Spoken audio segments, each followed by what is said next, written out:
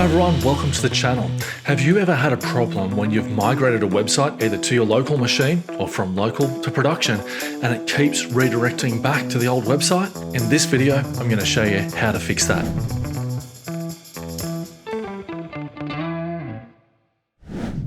Okay, so here I have a site, MRKWP23. It's a clone of my own website. And you can see the site domain here, mrkwp23.local. So this site has been synchronized down from a dev environment and placed into local using a tool other than the standard synchronization with WP Engine. So what's going to happen when I open this up and the domain names haven't been refreshed properly? Well, let's take a look. So I say open site, it comes up and it redirects right there, it redirected over. That's an issue. How do we fix it? Well, we need to make some edits to the database. So you can do this as well when you're going to production by opening up the database in cPanel or in Cloudflare using the admin tools that they have, in Cloudways or WP Engine. They all have these tools available by editing the database. In local, we're going to go database and say open adminer. And then we go to the options table and say select data. And you'll see here that we've got the live domain there. So what I need to do is replace that with what I want as my local URL. So to make sure there's no mistakes, I'm just going to copy that from here. And then we're going to paste that in there, just like that. So go save. So that's the first one. And the second one as well, we need to edit also. And we paste in like that.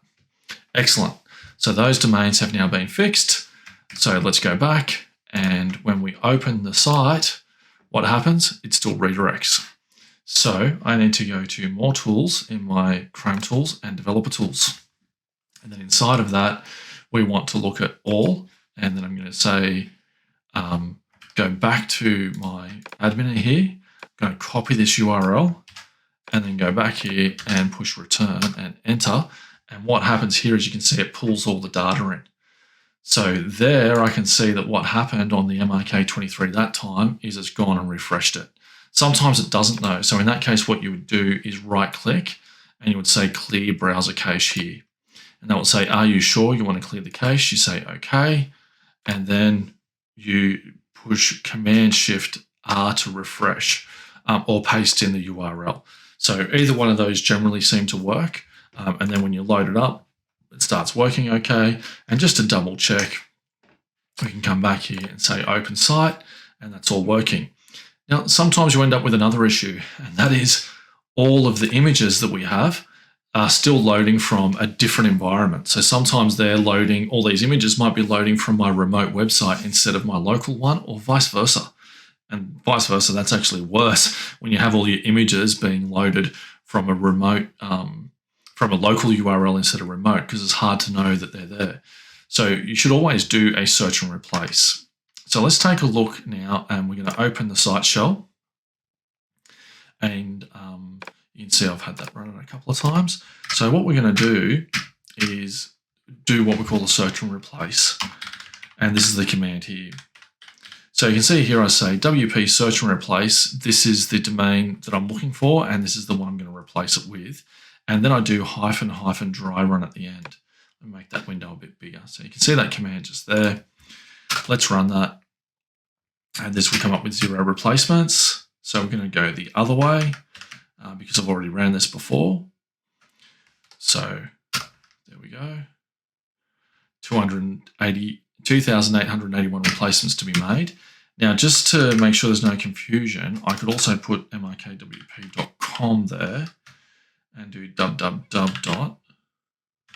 Like that. So if I'm going from local to remote, you would run this as a dry run first. And then it says these are the replacements to be run. You would then run it without the dry run in there. And then the next command that you would run is cache flush. So I'll just run that through again. It's dry run. We don't need to change it. And then you would say WP cache flush like that. That would cache flush all the cache out there on the back end. Now you may also need to clear the cache on your individual server as well to make sure that all the images are loaded and nothing is cached when you push that site up there. So that's the two places that you can do that. Now, if you cannot access SSH, what do?